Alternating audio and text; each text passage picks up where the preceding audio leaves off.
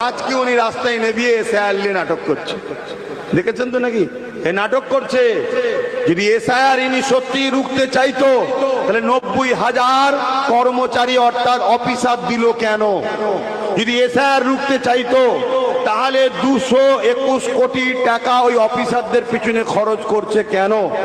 এরপরও যদি কোনো বৈধ লোকের নাম বাদ যায়, কার অফিসার বাদ দিচ্ছে? তোমার যারা বিএলআরও তারাই তো বাদ দিচ্ছে। তাহলে তুমি কেন বলছো বৈধ নাম বাদ গেলে আমি ছাড়বো না? তুমি মানুষকে বোকা বানাচ্ছ, যেভাবে এনআরসির বিষয়ে বোকা বানিয়েছিলে। নাটক করছে, হপের চপ খাওয়ানোর চেষ্টা করছে। উনি বলেছিলেন এসআইআর হলে ঘেরাও হবে ইলেকশন কমিশন অফিস। তারপরের দিনে যে চা খেয়েছে, পানি খেয়ে এসছে অফিস থেকে, আজকে গল্প শোনাচ্ছে। প্রায় 90,000 অফিসার তৃণমূল কংগ্রেস পরিচালিত সরকারি এসআইআর দ্রুত করার জন্য দিচ্ছে, আর মানুষকে বোকা বানাচ্ছে। মানুষ অত বোকা নয়। এখন সরকারের কাজ কি ছিল? মানুষের কাছে পৌঁছে যাওয়া, মানুষকে বোঝানো অ্যাকচুয়ালটা কি।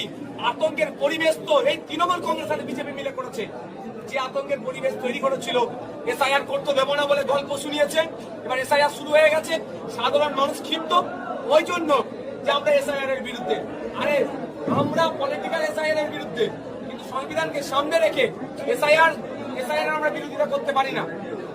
বিএলওরা ভয় পাচ্ছে, শাসক দল হুমকি দিচ্ছে বিভিন্ন জায়গায়। বিএলওদের কাজ কি হবে? ইলেকশন কমিশন অফ ইন্ডিয়াকে জানানো, ওয়েস্ট বেঙ্গলের সিও স্যারকে